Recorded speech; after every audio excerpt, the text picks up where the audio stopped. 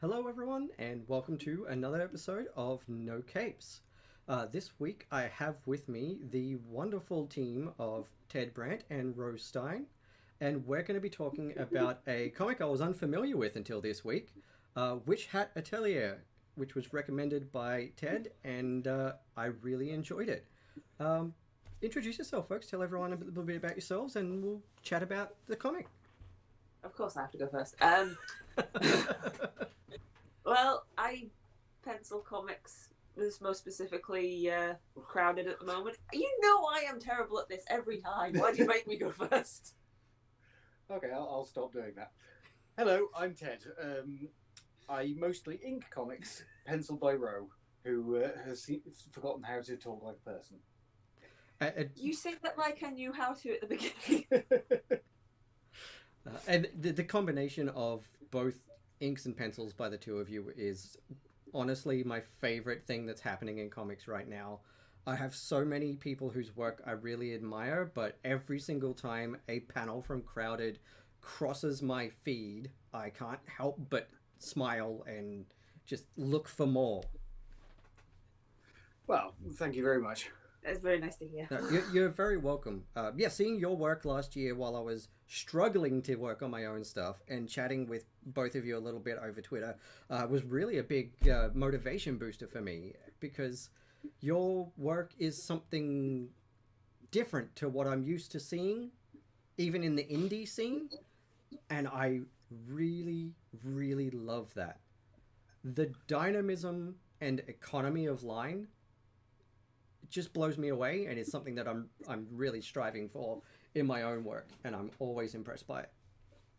We've somehow ended up in a really weird spot where we're halfway between, which is quite thematically appropriate, I suppose, halfway between European comics and American. It seems to be working quite well for us. I'm gonna have to investigate that a little bit more then, because I'm not really too familiar with what the difference is, and I really want to, because there's one thing I'm trying to do with my influences and everything at the moment. It's make it less America centric. Yeah, because there's a lot of great stuff coming out of America, but there's also an entire world of stuff out there to find. Yeah, I know. The one of my favourite things was going to the Angoulême festival, which is a week-long comics festival that it makes San Diego look tiny. Has more than 600,000 people. Wow, that sounds really fun. Over the week, and there were comics from everywhere. It was just incredible. One of my favourite ones was a volume of Hungarian comics, which the Hungarian Tourism Board had sponsored the artists to make and print and take to Angoulême, which I thought was a brilliant idea. Yeah. No one else was there with the state having sponsored their comics making, saying, look, we have good art in Hungary. Come see us. Yeah, that's a brilliant idea. Yeah, that's really cool. I remember you specifically saying something about there was one comic you saw that was made out of a weird medium, but was it Pig's Blood? Pig's. I thought it was. That was a fine art comics exhibition. Yeah, I think I've heard of that one. Each panel was about half the size of a door. That room was full of experiential comics. So one of them was a comic made through kind of picture frames about this big, hung in a perfect cutaway replica of a 1940s house. And so it was really interesting. They were really kind of pushing the idea of what a comic can be. Yeah, that's really cool. I wish we could get something like that here. It's hard enough getting the government to put any money into the arts at all, let alone comics in Australia. Oh yeah, various parts of Europe take that more seriously than either the UK or Australia ever do. Yeah, yep. Our arts funding over the last even 2 years has just been slashed so many times, and let alone comics. Anything to do with graphic art and comics is nothing here. We went to Fine Art University last year and were told straight up that our art is lowbrow and not real art. I mean, some comics are definitely lowbrow, but I would never say I've encountered one that isn't real art. Exactly. But yeah, that's what Australia focuses on here is fine art. Like, Also, if that person also is a fan of Liechtenstein, then they can get in the fucking sea. right? Yep. No. Yeah, abstract, expressionist, fine art stuff is what's currently in fashion in Australia, and it seems like it's a few years behind a lot of other places. Yeah. Well, don't worry, you'll all come out of it, Yeah. and then luckily you'll all get to pretend that it never happened, just like everywhere else. Yeah, that's it. So far, the only big comics exhibition type stuff we've had here was a big Marvel exhibition that did the rounds. And I think there was another one in a train station down in Melbourne as well. Yeah, even if you don't go to the festival, I would highly recommend someday going to the comics museum in Angoulême, because they have pages of original art from all over the world. Yeah, that sounds really cool. So they've got like all the way from North and South America, Europe, Korea, China, Japan. Mm. It's stunning, and we're talking like all over the last 100 years. So some of the pages are only a decade or two old, and some of them are 40, 50, 60 years old. Wow, that sounds so good. Delicate. Yeah.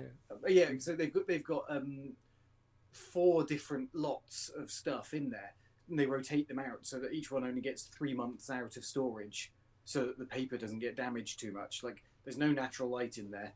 All the lights are soft to make sure that the paper and ink are preserved. Wow, that's really cool. And they only spend 3 months out of storage in a year. But there was one exhibition that I actually did part of our homework on for the fine art thing, because I was rebelling and making everything I could about comics and games.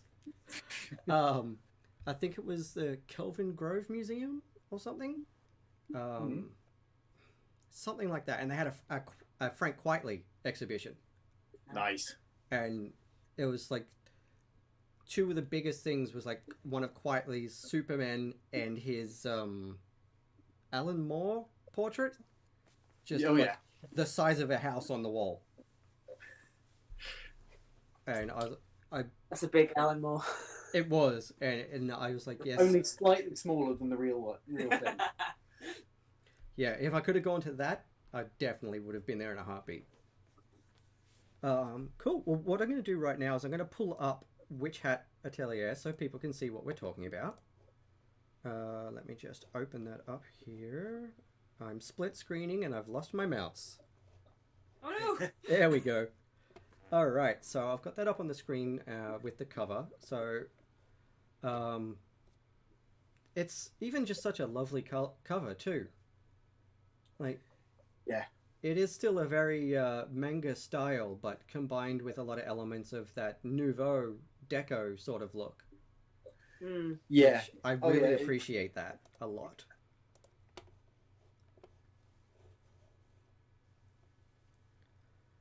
I want that cloak.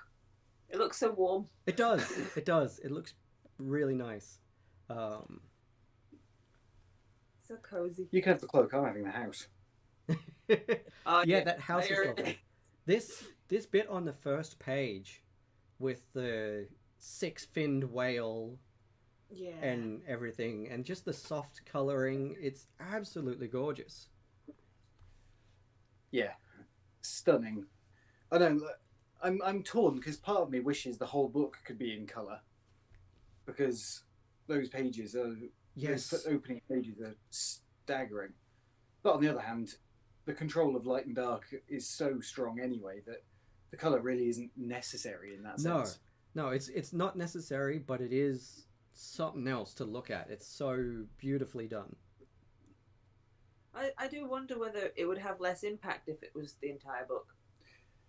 I mean, yeah. Well, these pages, the opening pages, really stand out precisely because it's not the norm. Mm. Yeah.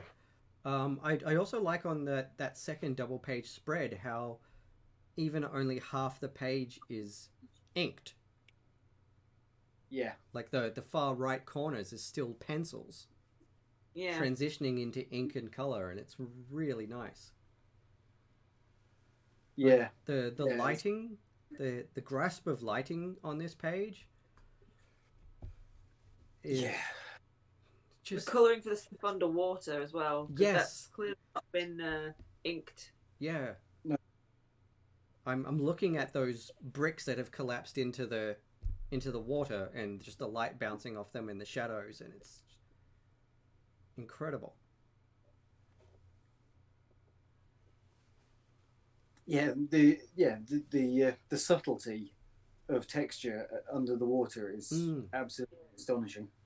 Yeah, and I love everything on this page, but right now I think actually my favorite part is just that tree that is crossing over the pages of the book in the top left. The trees in this book are just gorgeous to look at. Yeah, the texture and just the way they've inked it. Mm.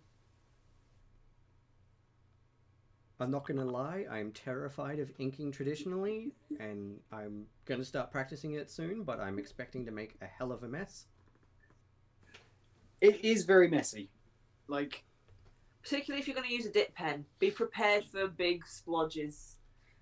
yeah, I've had some really notable disasters with, like, don't get me wrong, I love dip pens, but if you're not careful, unloading all of the ink at once is a definite possibility. Okay. I do remember that time in issue 1 with just the line of ink that just fell down the page. Yeah, I had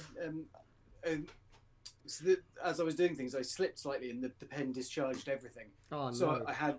So it was luckily it was only the bottom panel on the page. So it went right through a face. But it went right through a face, and a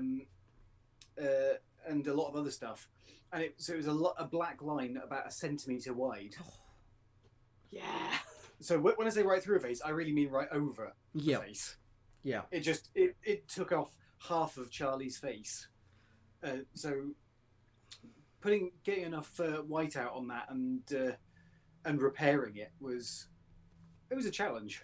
Yeah, I can understand that. But it was necessary because I'd inked all the rest of the page. That was the last panel, so I wasn't going to go back and start over. So yeah, looking at the delicacy of the trees, and because there's almost the Art Nouveau feel about the way the trees are drawn. Yeah. Yeah. The knots and the twists. So there's such control and flow. It's more notable in that sort of tree because a lot of the trees, as the book progresses, simplify out a lot. Yes. Like, because there is definitely a very Art Deco feel, but it's most notable when the art is indulged, which isn't often the case because that's the nature of manga. Like, it's very rare that you get really detailed moments because the manga in general, and certainly Shirahama as as an example, as our current example, do a really good job of scaling up and down levels of detail depending on how close you are to the object. Yeah, even on the next page where they transition into the black and white, you can see that like the first frame is very light on shading and no background. Yeah, and yet it gives you everything you actually need. Yeah. For the moment. Yeah, and then the bottom right panel has so much more detail and texture in the cobblestones and the bushes in the background. Yeah. Yeah, I know it's one thing that I really admire about manga, and that we're wanting to incorporate a lot going forward.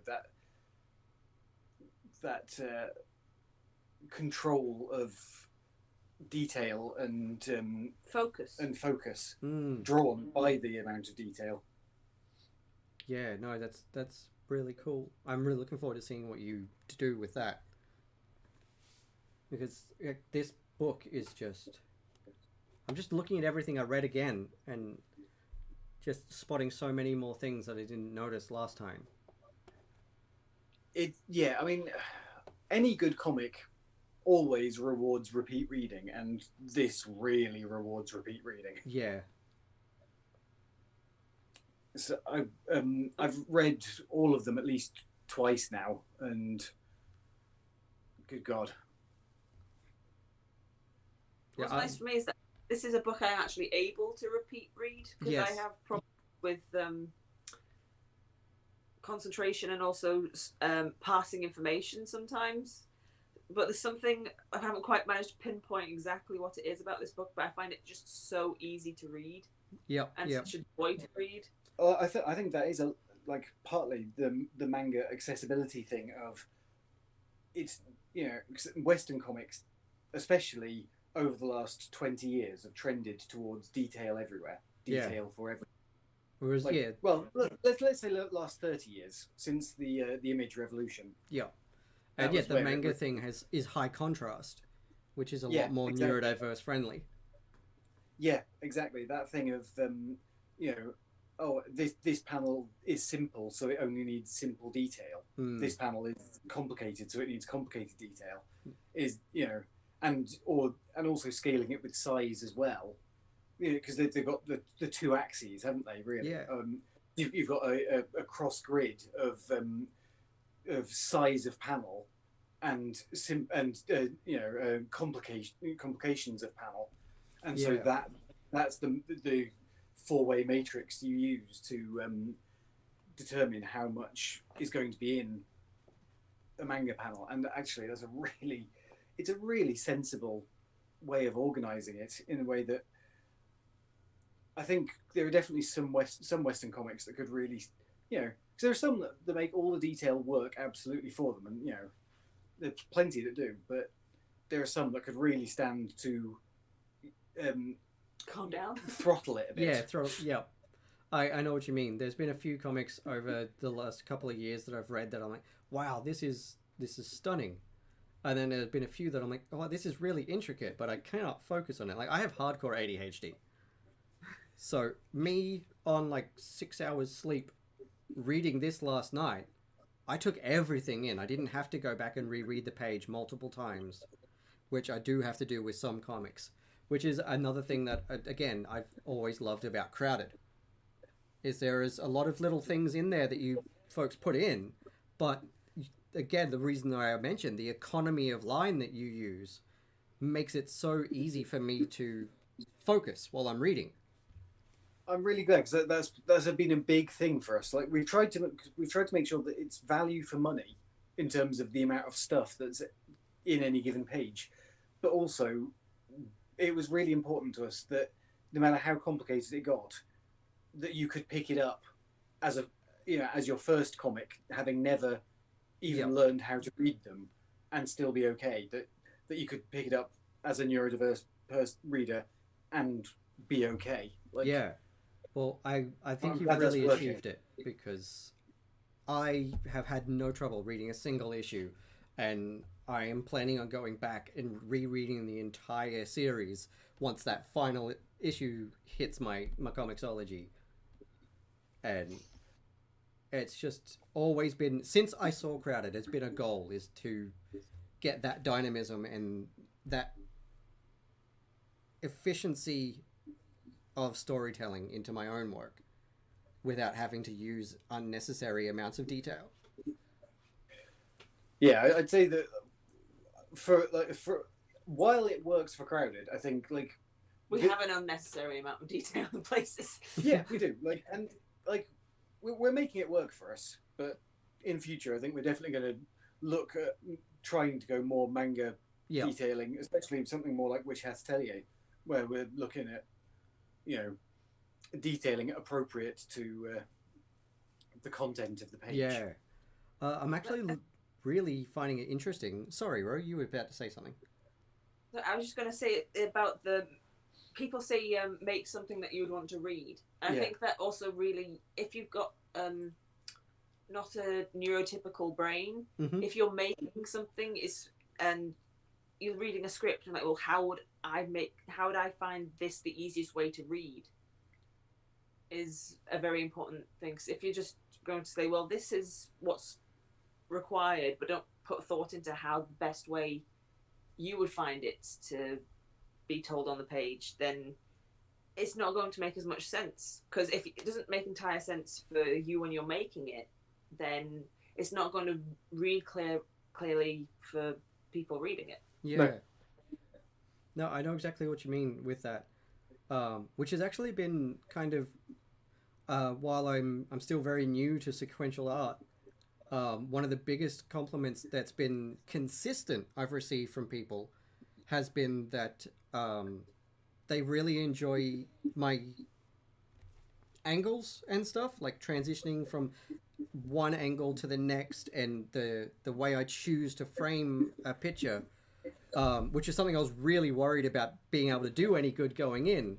But despite whether my art is where I want it to be, people have consistently said that they're finding that really engaging, which is very rewarding to know, because I'm sort of teaching myself all this, you know? So I've got a long way to go until I'm happy with the quality of my work, but knowing that I've stepped out of the gate with that being something that people are noticing makes me feel good about the direction I'm going to head in. Storytelling is the most important bit. Yeah. Like that is because it doesn't matter what, you know, it doesn't matter what finish you can bring to the art. If you don't have good storytelling, all the polish in the world isn't going to save exactly the comic. That's exactly right. And that's what I'm trying to focus on at the moment, is telling a good story and making it work, and then I'll work on everything else. Yeah. What's the thing?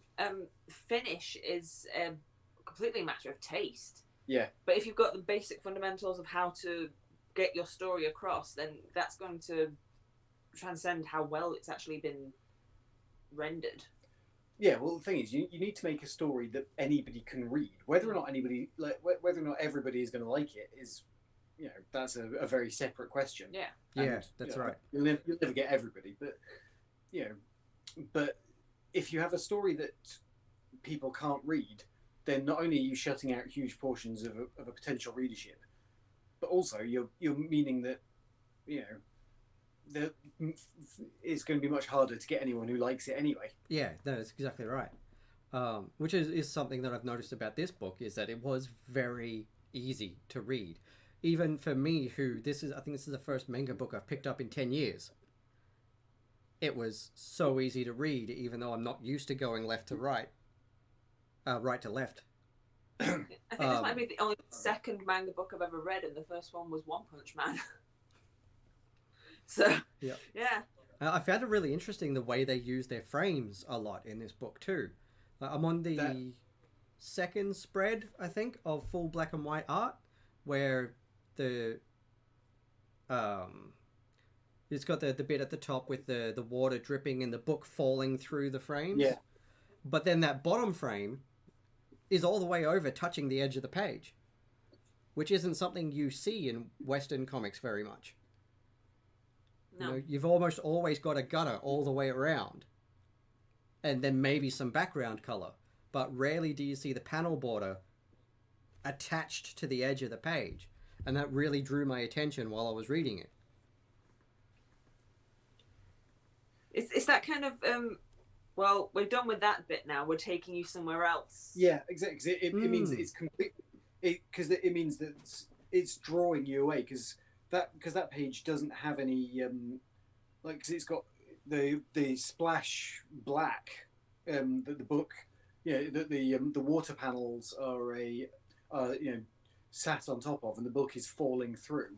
So that's all very open feeling, and then so to transition it to a panel that's going off the page not only steers the reader in the correct direction where there hasn't been a lot of implied motion directionally before that, but because it's offset to one side, then it's definitely saying, and now come away from there. Yeah, that makes sense.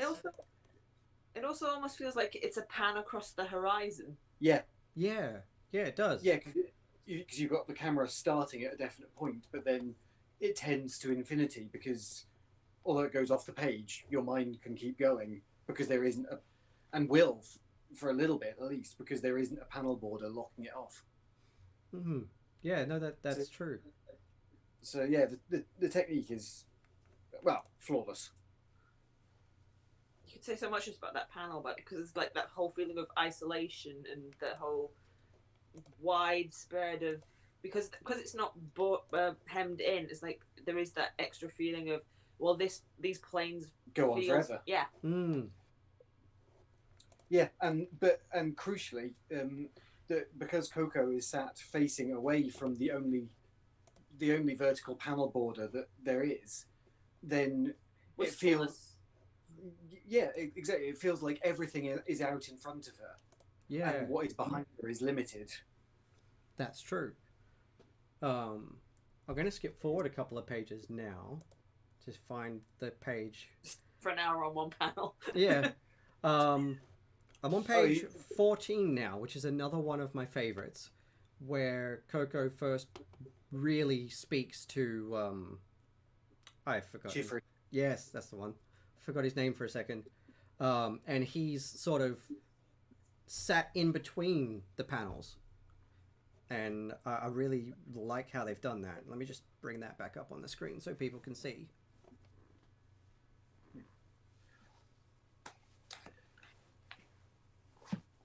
Yeah, well, I mean, having a pop out thing, and then in fact, like that first Chiffrey figure becomes the panel border, which is again another is a really fantastic technique, because if he is the panel border, then it gives a really strong impression that he is sense of importance. Exactly, yes. He is the edge of everything, right in this moment. Yeah, that's it. He's like, he really stands out as this guy is a big deal.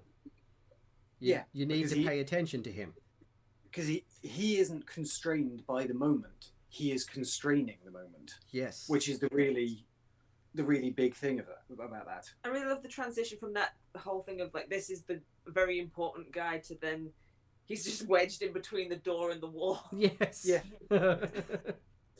This big impressive guy is like, no, I'm just standing in the corner being very unassuming. But that's the thing, because it's a really interesting thing that shows that even though he is acting in a humble manner, that his importance to the story can't be constrained by his own humility. Yes. So it tells you a lot there, both about him as a character and about him as a character in a meta sense of his importance to the story, because he is literally warping the page around him because he's so important, and yet when you pull out and give him context, he is trying to be as unobtrusive as possible. Exactly. So you get this really interesting contrast between, I mean, which is the formalism at play of using him to distort the page. Yeah.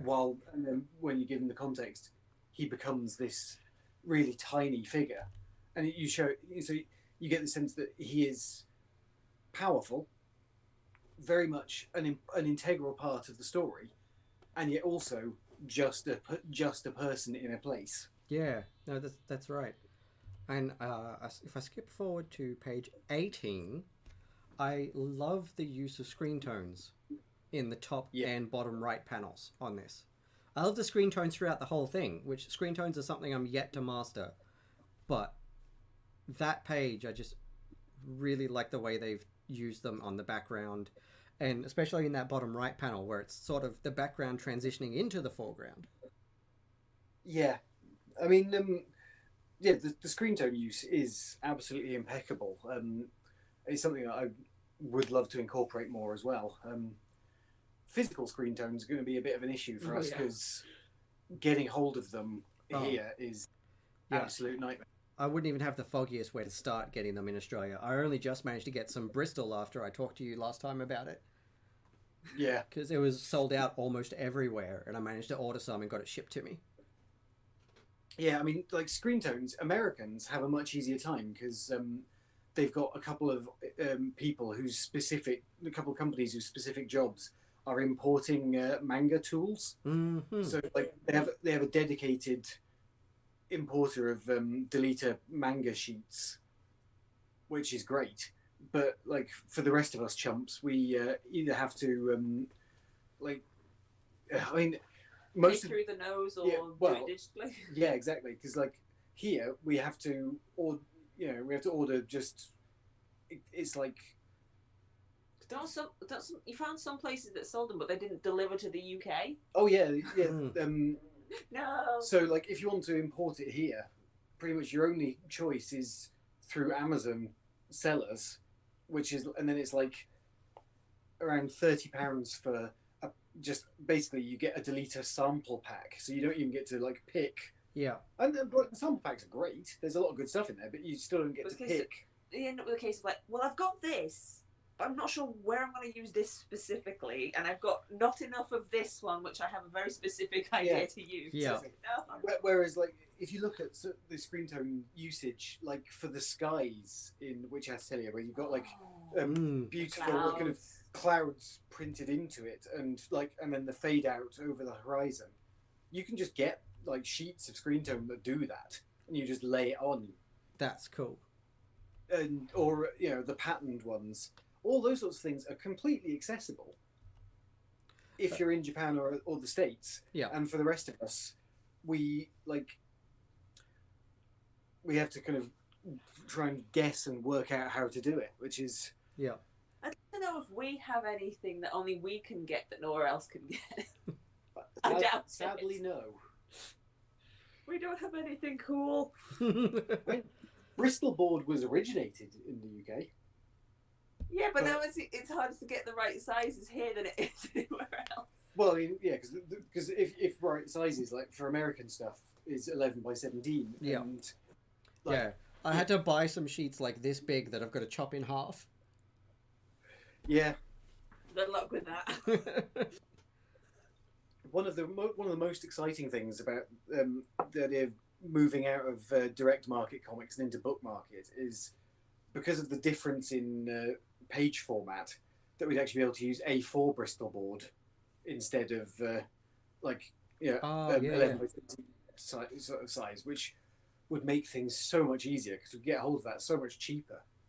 And also then if we wanted to do a double spread, we could use it on our stash of the bigger stuff we've got, so you wouldn't have to try and stitch it together when you're scanning in, which is a nightmare. Yeah, like there's no good way to stitch pages together completely. No, I know what you mean. I had to do that with my page for that manga comic because I penciled it traditionally and then inked it digitally, and it was. Every time, I don't like it. Every time I stitch double page spreads together, like from 2 sheets of 11 by 17, it almost completely matches up. But there's always a couple of lines that, despite the fact, we deliberately print overlap and all of that so that, we can match it all up. Yeah. Still never quite works. Why? So being able to move to smaller format and so use the bigger pages as a double page spread would be. Oh, heaven. Yeah, that's got me thinking about how I want to do my book next year now, because that might be a good idea. Since it's not going to be a series, it'll just be one book. That might make it easier for me. Yeah. Well, it definitely helps because we've got an A3 printer scanner, so we can deal with up to that. We can deal with it up to that sort of size for scanning in one piece, which is really useful. Yeah. That's what I do with my pencils, actually. I get the American size guide and then shrink it to fit onto an A3 page. So I've got heaps of space around the edge, but at least it's on there. Well, just think of that as plenty of places for you to end up with inky fingerprints that you don't know how they got there. Yes, that is true. I think it's the next page, though, that we're from. Yes, here it is. This page with the big picture of the castle and everything. Page 20 has my favorite panel in the entire book. Is it the bottom left of yes, Chiefly leaning on the? Yes, it is. That's the one. I was just quietly reading, flicked to that page, and just laughed out loud to myself because I just thought it was so good. Yeah, it's such so simple. Yeah, it's such a small thing, but it's just such a clever use of the border. I loved it. I know the framing of that panel is absolutely exquisite. Just continuing it off below so that you can really get the sense of him leaning on the table's edge. Yeah, and like the use of the black inks on it is so striking. Yeah, so pretty. And also really like the transition from the cross hatching to the screen tone. The screen tone. By using the screen tone underneath it as well. So well, my cross hatching cannot get any smaller. time for dots. Yeah. No, I like that. Cross hatching is definitely something that is not my strong point yet. Oh yeah, it's hard.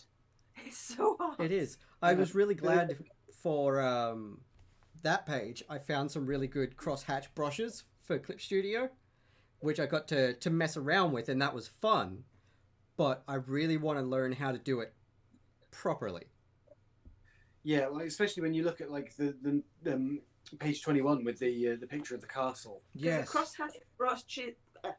hatch brush is good for the like those background gradient things. Yes. But if you're trying to make forms with it, this is useless. Yeah, exactly. Yeah, that's it. All I use it for was blocks of shadow. Yeah. And it was fine for that, but to try to do something like the clouds and the mountainscape in that frame with the castle, no. Yeah. You can't dictate form with those brushes. No, you can't. They're great for just blocking out some shadow, but you can't do this with it. And even the trees are just hatching. Yeah. Yeah. I know, it's just... Yeah, it's... utterly exquisite. Yeah, it's something else. I'm trying to think of... There's a process that it reminds me of. It's metal plate printing, I think, where you stretch into the printing. And yeah. Yep. It just reminds me so much of that. It's, so pretty. Also, the patience. Yes. Well, that's the thing. Like, you would hate that. For me, that doing that would be so zen. I have no zen. I have no attention span. No. But then, like for me, doing all that line work would just be so much fun. Just you'd be able to completely lose yourself in just this repetitive, beautiful motion of trying to make these perfect, endless lines match up. Yeah, it's gorgeous, and for me, it would be a toss of the coin. It could go either way depending on the day. Yeah, I mean, this is why I do the finished lines, because I have a lot more patience with it. Yeah, the thing would be a big mess if I was having to finish it. Yeah, I'm trying to learn how to ink better, but penciling is definitely my stronger point.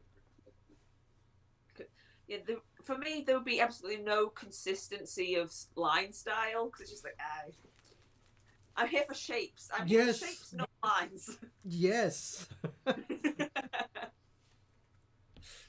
I'd love to figure out the shapes of the stuff, but coming to doing the cross hatching and the delicate line was like, nah, that ain't happening.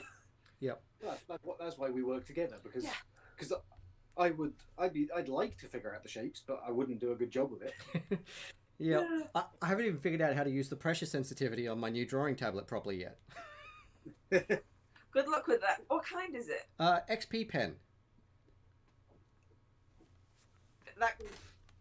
It can't be any worse than Wacom's weird stuff that goes on with it. Yeah, I hate Wacom so much. Yeah, well, that's kind of why I got this one. It was recommended to me by a few people, and like, this was $600,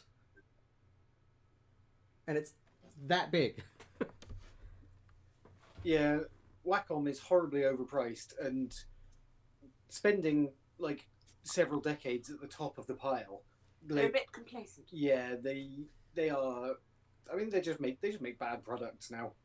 Yeah, everyone loved them, but I think they were the only game in town. Exactly, they were the only game in town, so people formed a nostalgia. And actually, now it's just a case of people going, these they're not very good. Yeah, like, I mean, now we've used iPads. We're never going back to Wacom. Yeah.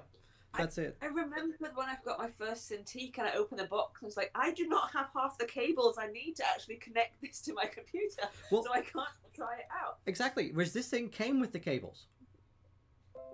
Yeah, but that's Wacom all over for you. Yeah, this thing came with the cables and its own power plug, and I could just plug it in, install the driver, and done. I was using it the same day it got here.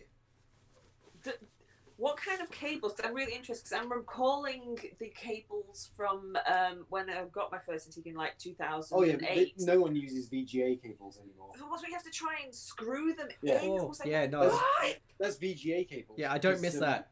No, this Because thing. basically, that's because that's like early 2000s graphics card stuff, and Wacom, because they were the only game in town, never had an incentive to change their manufacturing processes, and they were too cheap to do it. Yep. That's why.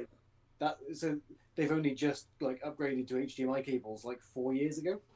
Yeah, they had to, because trying to connect a Cintiq to a MacBook. Yeah. I need so many adapters. I've got wires everywhere. You're just surrounded, and you can't actually get out of. If you've got it on a computer and you're doing it like on a sofa, and you're just surrounded by wires, there was no way. If you needed to pee, you had to know 10 minutes beforehand because you had to try and untangle yourself from everything. This is my couch drawing. It's just a Samsung tablet. Yeah. And look at that. Just pick it up and go. Exactly. So I only do pencils on there because I really like using Clip Studio for inking because it's got better brushes. But yeah, because they just released Clip Studio for Samsung, but only for like this year and maybe last year's Samsungs. I can find it on the Samsung store, but it will not install on this tablet. Oh. Which just broke my heart because I love Clip Studio. I've been using it since it was Manga Studio. And I held on to my old version of Manga Studio for so long because I couldn't afford to buy it outright. And then I managed to get it on one of the 50% off sales earlier this year, and I haven't looked back. Yeah, I mean, the pricing on it is insanely good considering how much it can do. Exactly. Even at full price, it's still so reasonably priced for how powerful it is. Well, yeah, because like over here it costs like £50, I think, for full purchase if you're doing it at, for the computer. You need a subscription for yes. iPads. Yeah, but like if you're buying a computer license, it's £50, and then that's just a permanent license. Yeah. And you get all updates in perpetuity for free. Yeah.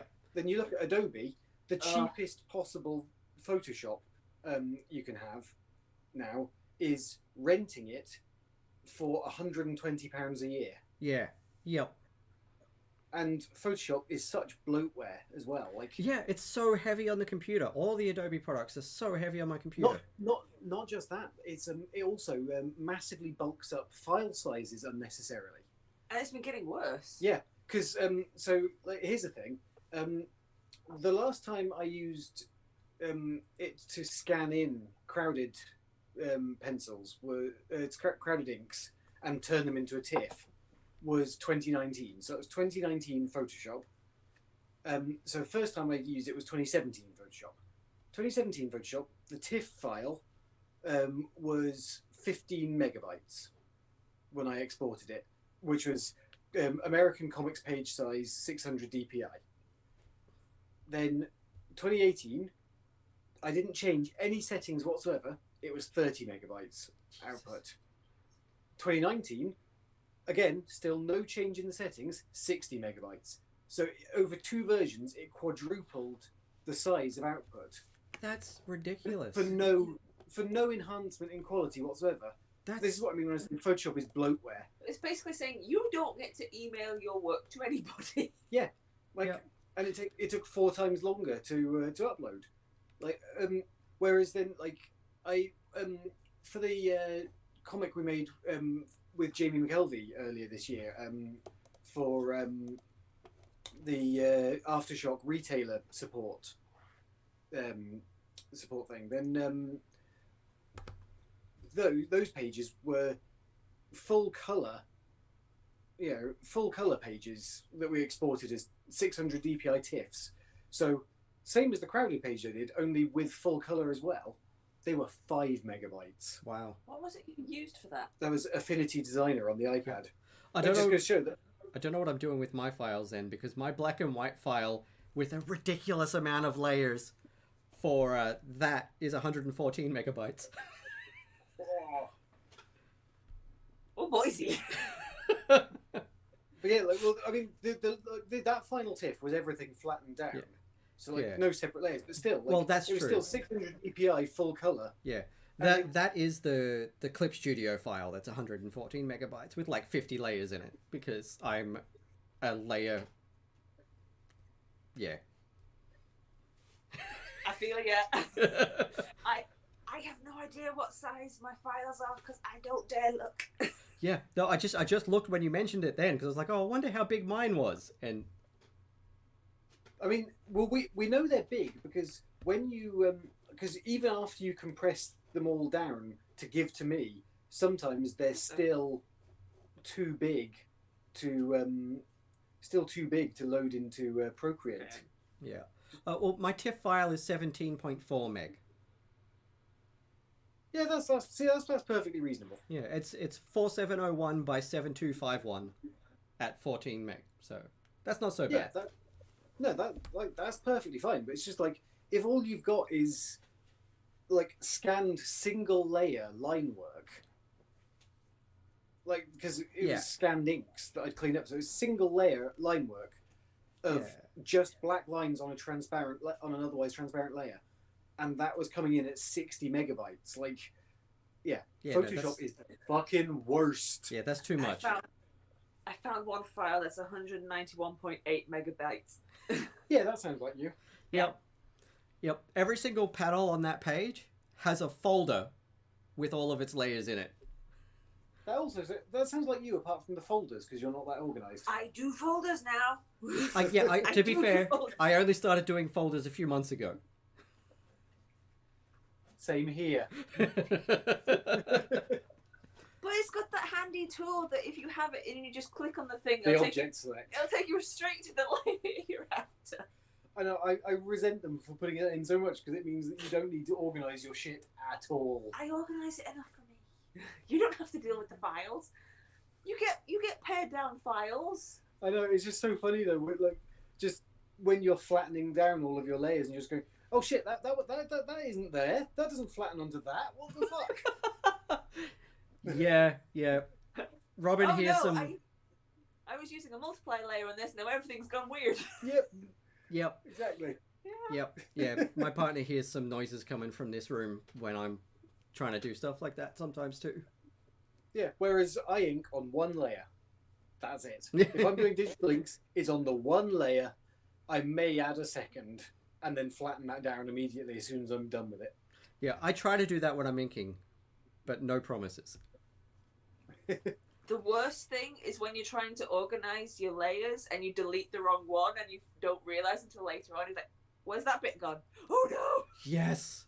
Oh, the thing. Where'd it go? The thing I figured out the other day is I have to get used to split screening with Clip Studio in the tablet, because I did 5 hours of coloring work while I was playing D&D last weekend. Oh boy! And I thought I was subconsciously going Control S, Control S, Control S, Control S the whole time. Guess what? I don't think I'd clicked on the Clip Studio window before doing Control S, because I was keeping an eye on what was happening in the D&D window. Oh no! Guess what I discovered 2 days ago when I sat down to continue coloring?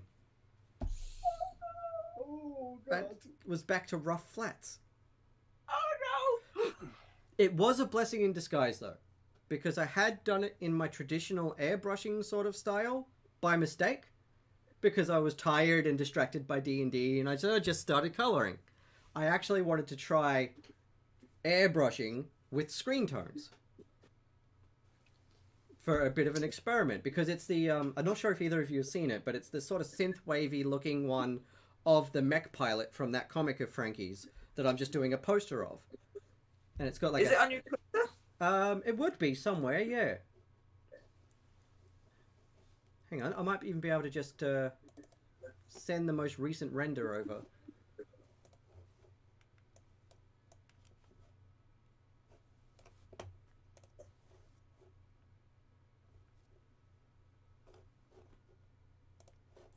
really miss the days when Twitter media columns were just the media. Yeah. Yes. So much of everything.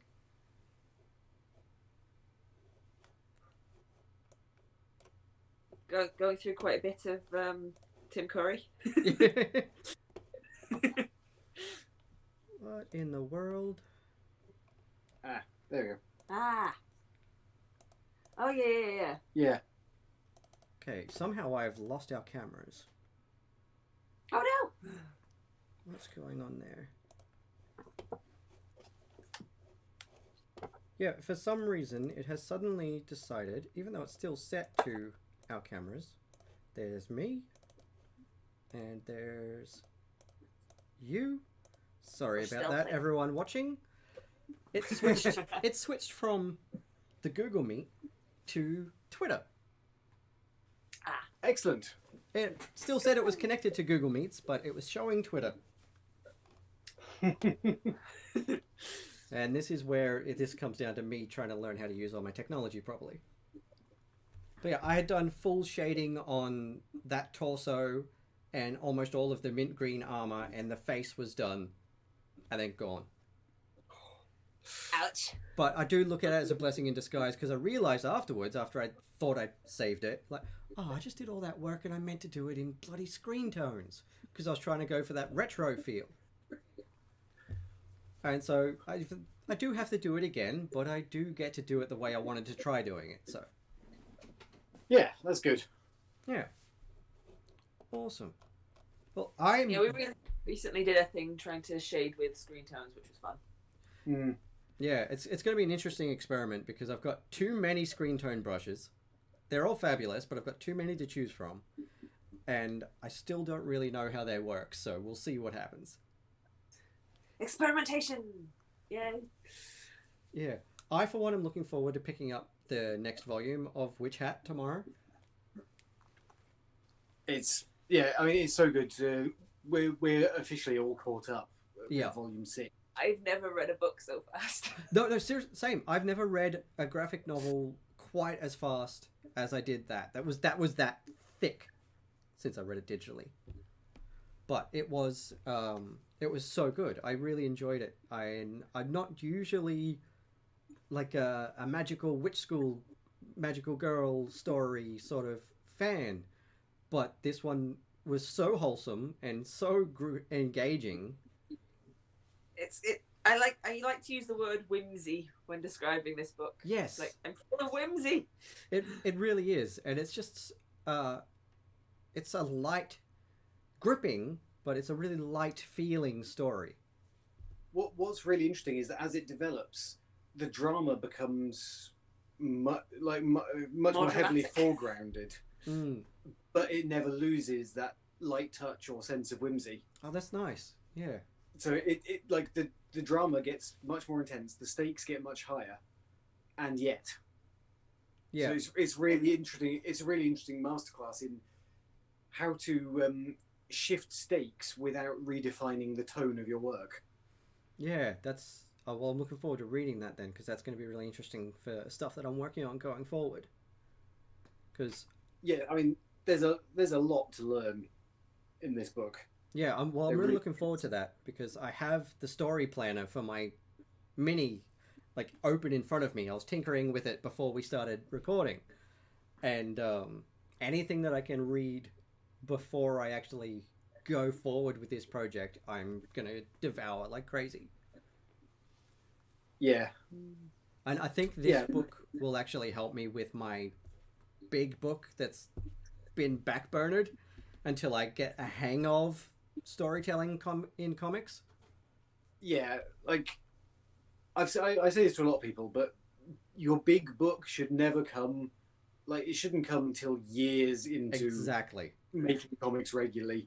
Exactly. And honestly, but like, you should put it off long enough that there's a very good chance that you've developed enough that you look at it and go, I've got something better now.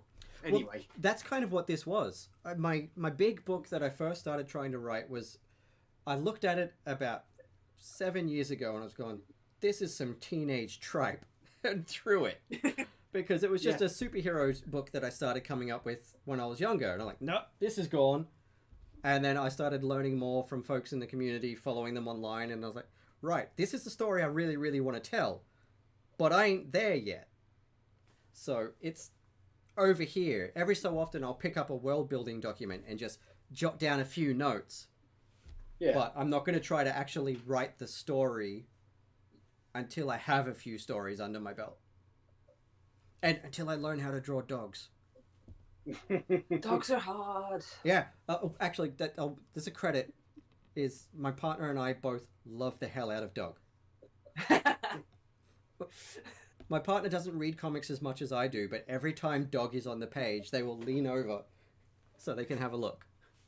I have that thing now, when looking back, it's like I really should have looked more at chihuahuas when designing him, because he does not actually have a chihuahua head. No, but on the other hand, he has become very unique. Distinct. And he has a chihuahua feel, which I guess is more important. Yeah. This is like, I love drawing that weird little rat thing. Yeah, I like Vita, I think, is my favorite. Dog is my second favorite. Understandable. I love drawing him when he's got just that completely done face. It's like, what are you humans doing? Yes. Yeah. Why? Yeah, no, that's really good. But I made the mistake with my big book of focusing it around an anthropomorphic pug. And then I'd like written a few chapters of an intro story and come up with some character concepts and stuff. And then I was like, I have never drawn a dog in my life. Shit. Yeah, designing a book to your own strengths is very sensible. Yes. Yeah. It's like while you should always challenge yourself when making something and always keep pushing yourself to do better. Still, giving yourself some slack, cutting yourself some slack is sensible. Yeah. No, I that's exactly why I put it off until I could learn and decide whether or not it was going to be a full-on solo project to test myself, or whether it was going to be something that I use as a writer instead of as an artist.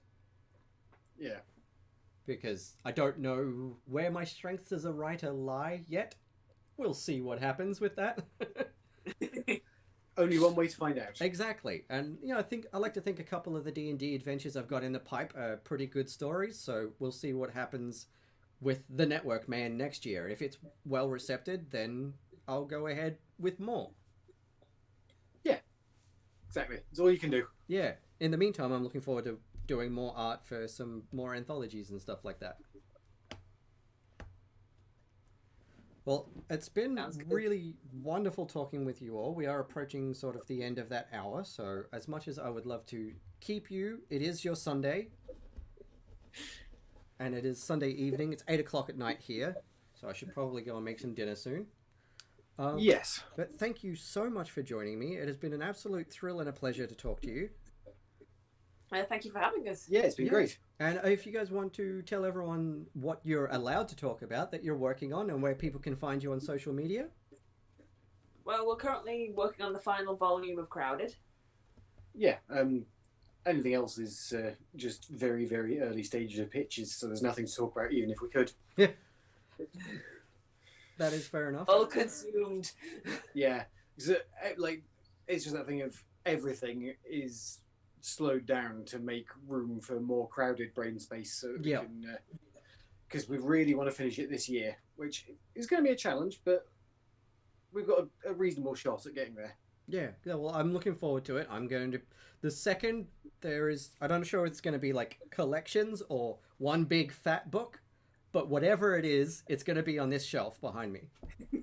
The final volume is going to be trade only. Because, but it's like whether it comes out as a big book of all 3 volumes, I think. That'd be cool. We're getting a third trade, and then we might get an omnibus, maybe. Chris has said he wants to talk to Image about it, but he hasn't had that conversation till. That'd be a hefty book. Yeah, I'm gonna hold out hope for that omnibus because that would be really cool. Yeah, 450 pages of Crowded all in one go. Yes. It'd be nice to have it be oversized. God, you actually could kill someone with that. Yeah. No, I'm gonna wait until Chris says yes or no on the omnibus before I buy the trades, because I want an omnibus if it's possible. Yeah, we'll have to see how that goes, because that's a conversation to have with Image once the final trade is out. And speaking of which, you never know. I do need to get in touch with Chris, because Chris is coming on the show later as well, and Hey! need to pick a comic.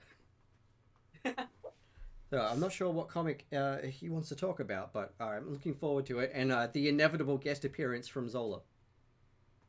Yeah. She will be there. This is the closest I'm ever going to come to meeting Zola, so... So, yeah, as far as where you can find us on the internet, I'm on Instagram, but I don't use it at all. I use it much more as a looking at other people thing. So the best place to find me is just Twitter, which is at 10_bandits. I'm pretty much the same. I have an Instagram. It is very rarely used. So my Twitter's also very rarely used, but you can find me there. I just be very quiet. So at Stein404. Excellent. And if you haven't read Crowded, I've already raved on about it enough throughout this episode. There will be a link to where you can get Crowded in the description below. If you have any other comics that you would like recommended that you've worked on, just send them to me in a message and I'll link them below as well. Even in future comics, I'll edit and add it in. And please tune in for next week's episode. This has been a really nice bonus episode. Next week, who am I talking to? That's a good question. I can't remember, but I know I've got Sweeney Boo coming up soon, which is going to be really exciting as well. Sweeney's so lovely. Yeah, I love Sweeney's work, and she's been so nice on Twitter and in Instagram, so I'm really looking forward to having that chat. I do have somebody lined up. I've forgotten who it is right now, though, for me to gush about Crowded. Ooh. Yeah. I can't remember who it is, but I know we've picked Crowded as our comic for that episode. So I'm looking forward, because whenever somebody asks me for a non-super, it's one of the first books that I recommend. Hooray! Excellent. Well, thank you so much for joining me again. Anytime you guys have another comic that you want to talk about, feel free to send me a message. You're welcome back anytime. It has been a pleasure to have you. Yeah. Yes, thank you very much. It's been really good fun. No worries. Well, thank you for that, and I'm going to sign off for now, guys. You can find me as Sean Sunday Art on all social media. If you're an Australian illustrator, you can join the Discord that I set up for Australian illustrators, and there's one for TTRPG creatives as well. You'll find that in the links below, alongside Ted and Rose links. So thank you for watching, and you will catch the live episodes of No Capes every Friday morning at 10 a.m. Australian Eastern Standard Time, which is at a ridiculous time in the morning for Ted and Ro, I'm pretty sure. Midnight, in fact. Yeah, I thought so. But they'll always be up on YouTube afterwards, so I will let you folks know when the Crowded episode goes live. Yes. Cool. That'd be fun to watch. Yeah. Do. Yeah. All right, well, thank you very much. Enjoy the rest of your Sunday, and we'll see you next time. Thanks. Bye. Bye.